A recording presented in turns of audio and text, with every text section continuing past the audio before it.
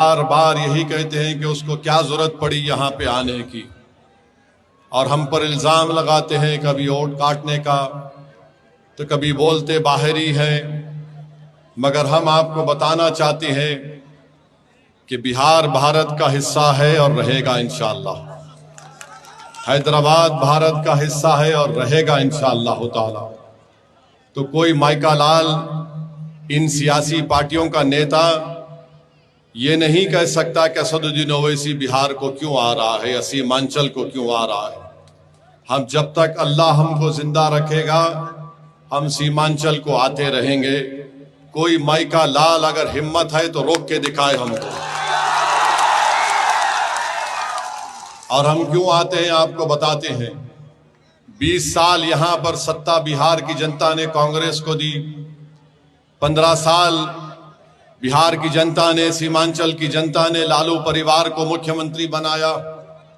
अब 20 साल से यहां पर नीतीश कुमार की सरकार है और इस 20 साल में नीतीश कुमार कभी नरेंद्र मोदी के साथ बैठकर चाय पिए तो कभी तेजस्वी को खाना खिलाया। अब आपको मैं बताना चाहता हूं कि इन्होंने बिहार का क्या हाल करके रख दिया।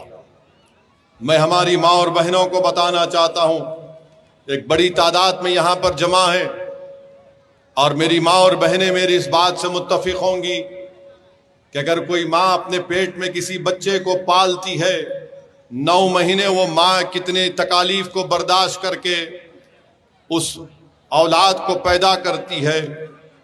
बिहार में क्या पोजीशन है और आप और हम जानते हैं कि जब एक मां जो किसी बच्चे को पैदा करती है तो कितनी तकलीफें उठाती हैं। इसीलिए हमको भाई रुक जाइए, कुछ मत बोलिए, छोड़ दीजिए थोड़ी देर बोल रहा। हम आपसे कह रहे थे कि जो मां अपने किसी बच्चे को पैदा करती है तो हमारे आका मोहम्मद सल्लल्लाहु अलैहि वसल्लम ने इरशाद फरमाया कि उस मां के लिए ये हज और उम्रा एक जिहाद की तरह है। और बिहार में पोजीशन ये है कि जब कोई मां अपने बच्चे को पैदा करती है तो उसके पैदा होने के बाद वो बच्चा मर जाता है या बच्ची मर जाती है, जिसको अंग्रेजी में बोलते हैं इन्फेंट मोर्टेलिटी रेट, हिंदी में कहते हैं शिशु मृत्यु दर। आपको मालूम देश में 29 प्रदेशों में बिहार का नंबर कितना है? 27वां नंबर है। और आज आकर नरेंद्र मोदी ये कहते हैं कि हम बिहार में ये कर दिए, बिहार में वो कर दिए, हम बिहार के महिलाओं को पैसे देंगे, 25 लाख को हमने 7,000 दे दिए। मोदी जी, नीतीश कुमार जी, हमको ये बताइए, अगर कोई मां अपने पेट में 9 महीने बच्चे को रखकर पैदा करती है और तुम्हारी सरकार की गलती और नाअहली की वजह से उसकी औलाद मर जाती है तो आप जाकर उसको बोलेंगे कि ये लो तुम्हारे अकाउंट में हम 7,000 रुपये 10,000 रुपये डाल रहे हैं, तो वो मां उस पैसों को निकालकर आग में जला देगी और कहेगी कि मेरा बच्चा या मेरी बेटी मरी क्यों, तुमने अस्पताल क्यों नहीं बनाया यहां पर। और ये झूठ बोलते हैं बीजेपी और नीतीश कुमार। और फिर यहां पर ये मैं नहीं कह रहा हूं, ये मोदी सरकार का नीति आयोग का डेटा है। फिर जो बच्चे अंग्रेजी में बोलते स्टंटेड, जिसको हिंदी में बोलते अविकसित बच्चे, कि क्या पोजीशन है बिहार का? 29 प्रदेशों में 27। जो बच्चे बोलते हैं कि वेस्टेड, इनको हिंदी में बोलते बर्बाद बच्चे, क्या पोजीशन है बिहार का? 27वां 29 प्रदेशों में। जो बच्चे पैदा होते हैं जिनका वजन कम होता है, क्या बिहार 27वें पोजीशन है 29 प्रदेशों में। किस मुंह से आकर भारत के प्रधानमंत्री और बिहार के 20 साल के मुख्यमंत्री ये कहते हैं कि बिहार में हमने सब कुछ कर दिया? ये सब केंद्र सरकार का डेटा है। और फिर आप जानते हैं कितने बच्चे बिहार में स्कूल में पढ़ते हैं, पहली क्लास से 8वीं क्लास में। बिहार के ए भाई लड़ना अपने को भाजपा से है, जेडीयू से है,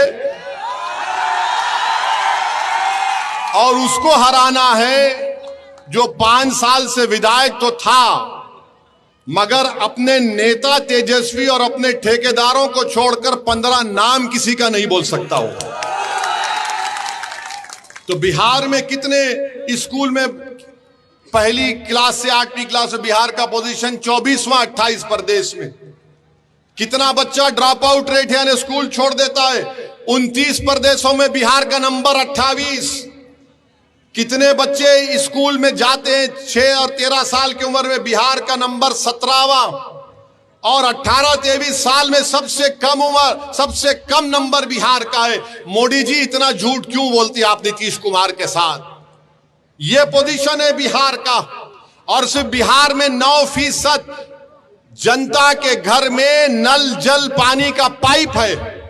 यह खुद बिहार का केंद्र सरकार का डेटा बोलता है। बिहार में 28% बच्चे बिहार छोड़कर कभी पंजाब तो कभी दिल्ली तो कभी कहां कहां चले जाते हैं, जिससे बिहार के 30 से 50% घर परेशान हो जाते हैं। ये हाल करके उन्होंने बिहार का रख दिया।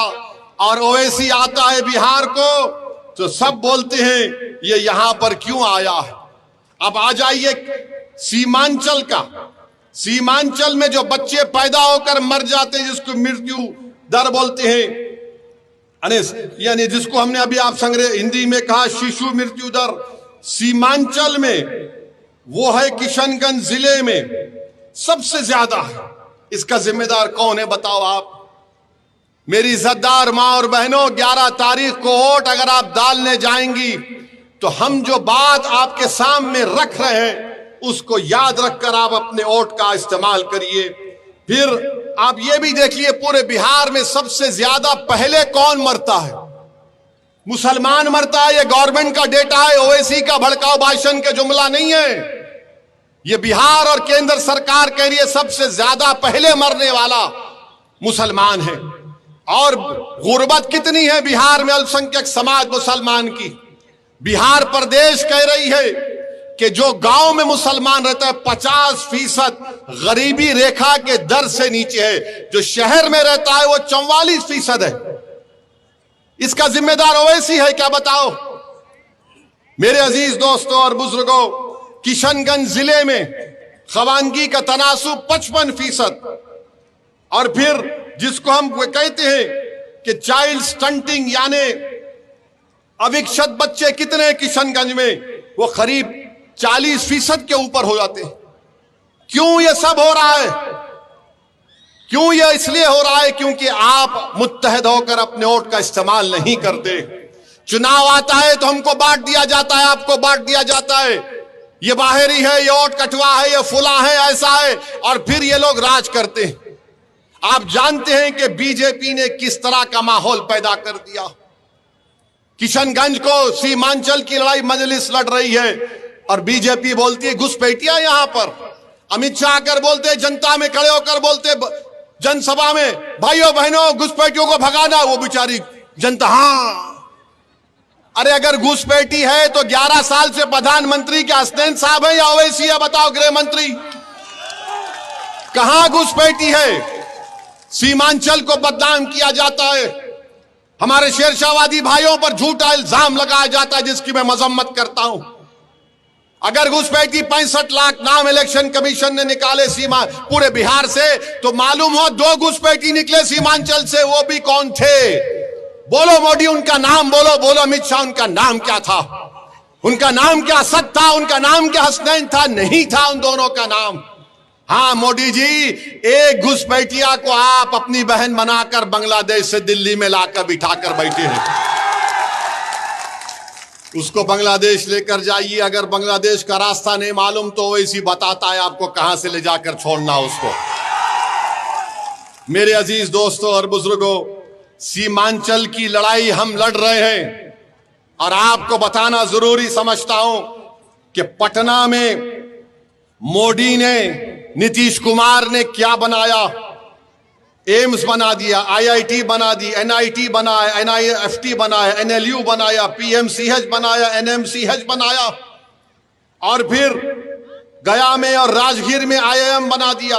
सेंट्रल यूनिवर्सिटी बना दी, नालंदा यूनिवर्सिटी बना दी, बिहार पुलिस एकेडमी बना दी, एक खेलने का कॉम्प्लेक्स बनाया 750 करोड़ का।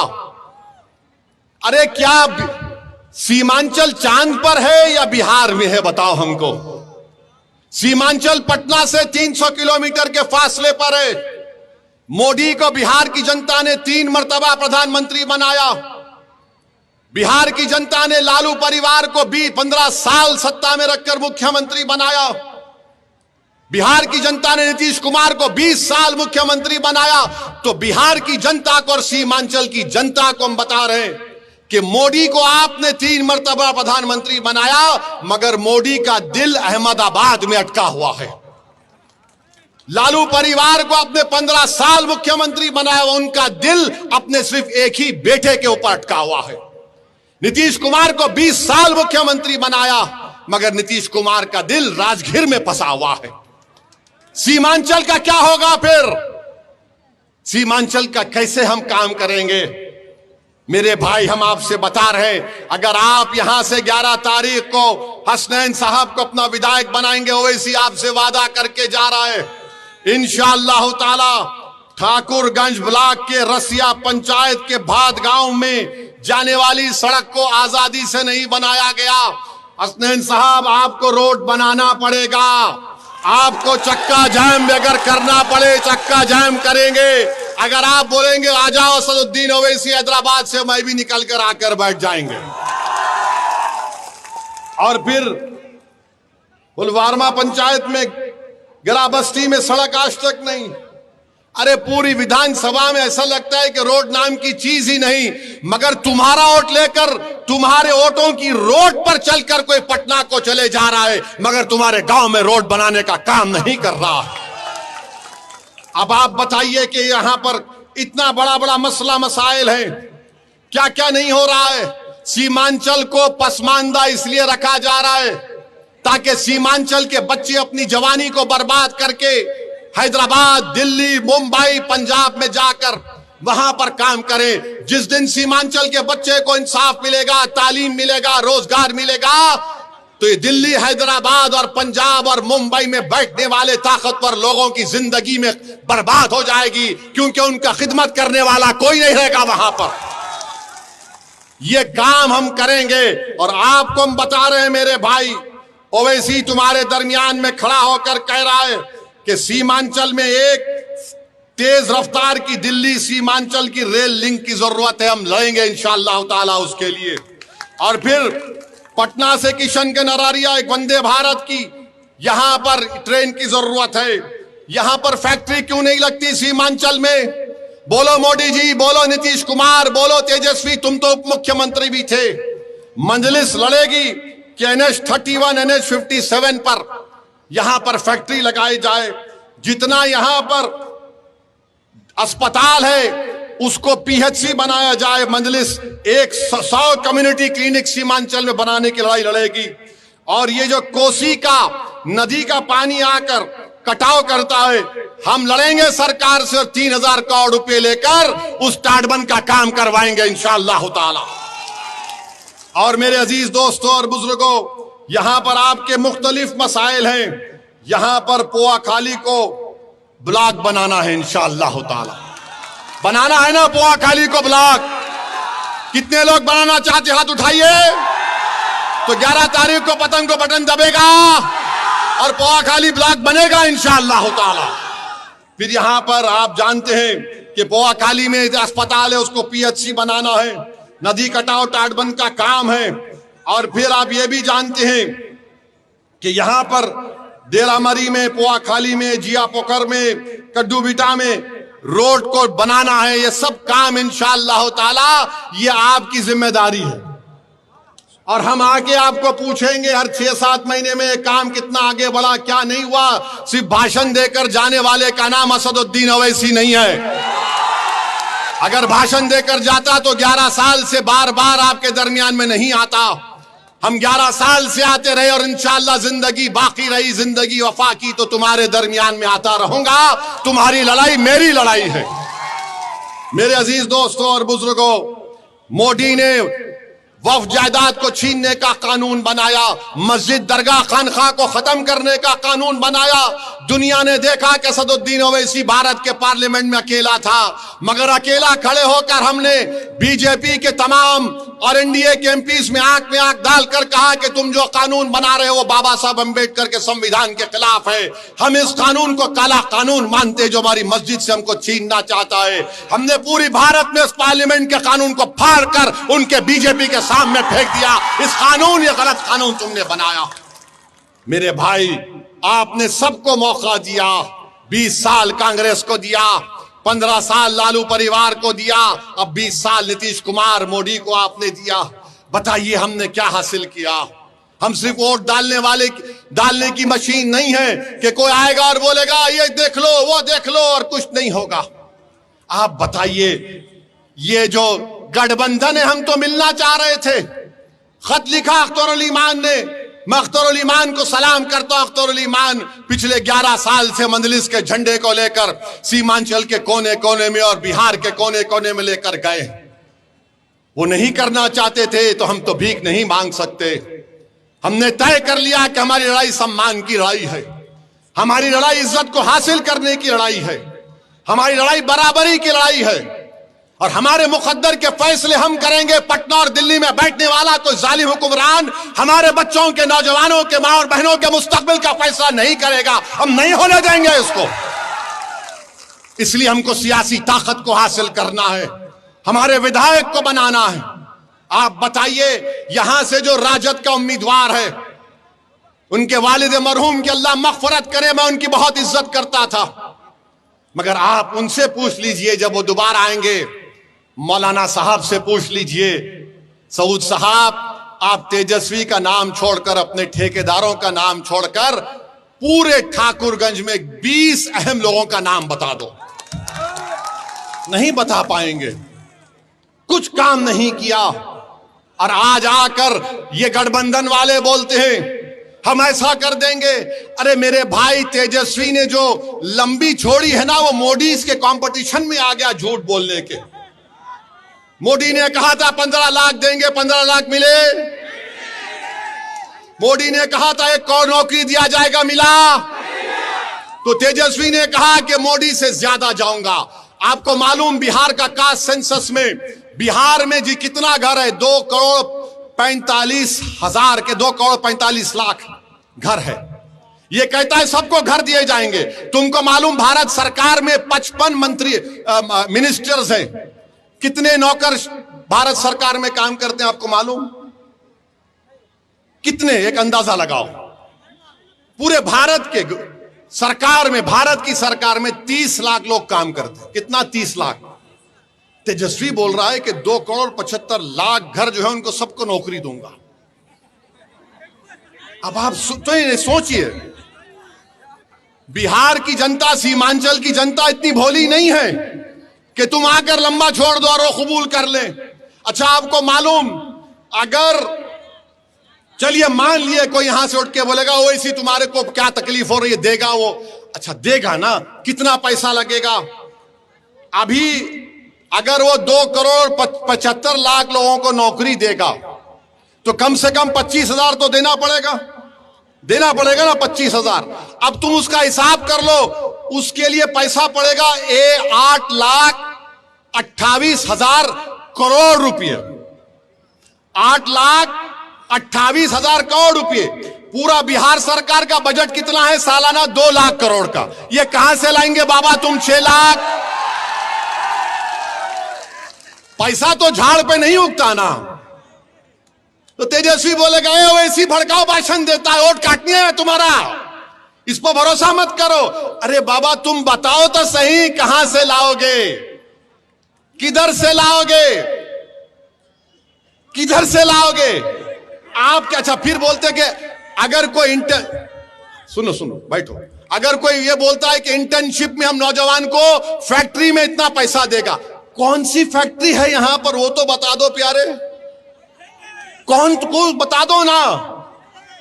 कुछ नहीं है मगर आकर बोल दिए। अच्छा आप ये बताइए, वक्फ का कानून पार्लियामेंट में बनता है ना, देश के लिए बना पार्लियामेंट में, बिहार सरकार ने तो नहीं बनाया, अगर बिहार सरकार बनाती तो दूसरी सरकार आके खत्म कर देती। मैं कह रहा हूं कि वक्फ का कानून काला कानून है, ये कह रहे हैं कि हम आएंगे तो कानून को बंद कर देंगे। कैसा बंद करेंगे? अरे पूरे देश का बना हुआ है बाबा, अगर तुझे नहीं मालूम तो कोई वकील को बिठाकर सुन ले, समझ ले, उसके बाद कुछ बोल दे। और फिर आप इस तरह की बात करके चले जाते हैं। मेरे अजीज दोस्तों और बुजुर्गों, मैं आपको बता रहा हूं, मैं ठाकुरगंज की जनता को पैगाम दे रहा हूं, आप मेरी बात को गौर से सुनिए। तेजस्वी यादव के बगल में बैठकर वीआईपी पार्टी के हमारे मुकेश भाई को मैं सलाम करता हूं। उन्होंने अपनी समाज के इत्तेहाद पर पूरा भरोसा करके कहा कि मल्ला समाज तेजस्वी के साथ है, अगर हमको सत्ता मिलेगी तो मल्ला समाज पूरे बिहार में 3% है, उप मुख्यमंत्री मैं बनूंगा। वीआईपी ने कहा कि मल्ला का बेटा उप मुख्यमंत्री बनेगा और जो 17% अल्पसंख्यक समाज बिहार में है वो क्या करेगा? दरी बिछाएगा। तुम दरी बिछाओगे या मुख्यमंत्री बनोगे? हाथ उठाकर जवाब दो। तुम मुख्यमंत्री बनना चाहोगे? अरे जोर से बोलो कि मुख्यमंत्री बनेंगे। जब मुख्यमंत्री बनने का दावा कर रहे तो याद रखो मेरी इस बात को, अगर मल्ला का बेटा उप मुख्यमंत्री बनेगा तो मोहम्मद का बेटा भी प्रधानमंत्री या फिर मुख्यमंत्री बनेगा इंशाअल्लाह ताला। अबू बकर का बेटा भी मुख्यमंत्री बनेगा, उस्मान अली का बेटा भी मुख्यमंत्री बनेगा, उमर का बेटा भी बनेगा और फातिमा का बेटा भी बिहार का मुख्यमंत्री बनेगा। यह कोई बात नहीं है कि हम अपने मकसद में कामयाबी हासिल ना कर सकें। अपने ख्वाब देखो, याद रखो, तुम जितने ख्वाब देखोगे और अल्लाह की जात पर भरोसा करोगे और जुस्तजू करोगे हक के रास्ते में, तो जिस तरह तुम जुस्तजू करोगे रास्ते आराम से साफ होते जाएंगे। मगर अगर तुम पहले से ही सोच लोगे ये क्या बात कर रहा है, मेरे भाई ये होने वाली चीज है इंशाअल्लाह ताला। तो आप तैयार हैं अपना मुख्यमंत्री बनाने के लिए? तो 11 तारीख को क्या करना पड़ेगा आपको? ठाकुरगंज में क्या आवाज आएगी बताओ? किस पर बटन दबेगा? पुवाखाली में क्या आवाज आएगी? पतंग पतंग की आवाज आनी चाहिए। तो इंशाअल्लाह ताला इस उम्मीद पर जा रहा हूं कि आप लोग अपने इत्तेहाद की ताकत और कुव्वत पर इंशाअल्लाह यहां से मजलिस के उम्मीदवार को एमएलए बनाएंगे, ताकि ठाकुरगंज में सही मानों में ये तरक्कियाती और विकास का काम हो सके। आपका बहुत बहुत शुक्रिया। अस्सलाम वालेकुम व रहमतुल्लाहि व बरकातहू।